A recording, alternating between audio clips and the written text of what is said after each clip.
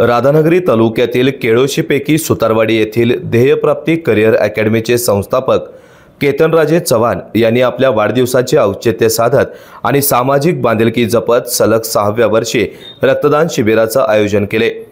रक्तदान हीच खरी जीवनदानाची सेवा आहे या भावनेतून राबवलेला हा उपक्रम 115हून अधिक रक्तदात्यांच्या सहभागामुळे यशस्वी ठरला।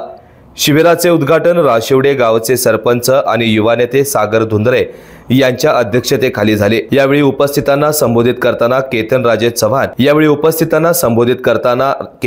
चव्हाण यांनी रक्तदानामागील प्रेरणा स्पष्ट केली। ते म्हणाले, अपघात किंवा गंभीर आजारांमध्ये रक्ताची वेळेवर गरज भासते। अशा वेळी रक्तदान केल्याने आपण कोणाला तरी नवा श्वास देतो। हे समाधान कोणत्याही भेटवस्तूंपेक्षा मोठं असतं। ते पुढे म्हणाले की ध्येयप्राप्ती अकॅडमीच्या माध्यमातून आम्ही युवक युवतींना त्यांच्या करिअरसाठी मार्गदर्शन करतो, पण केवळ करिअर पुरतेच नव्हे तर समाजातील प्रत्येक घटकाच्या भल्यासाठी काहीतरी देण्याची भावना मनात ठेवून हा उपक्रम सुरू केला आहे।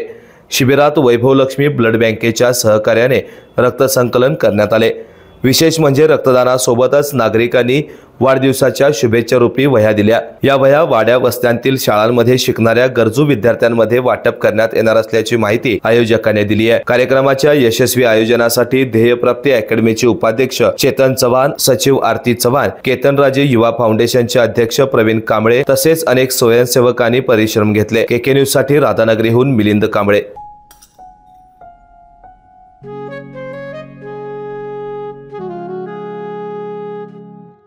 बाबा, आज येताना बासुंदी घेऊन या ना। अगं, कालच आपण आईचा वाढदिवस होता म्हणून आणली होती ना। ऐकलं, गोकुळची बासुंदी पुन्हा खावीशी वाटतेय। खरं सांगू, मलाही खावीशी वाटतेय। पुन्हा पुन्हा खावीशी वाटणारी गोकुळ बासुंदी।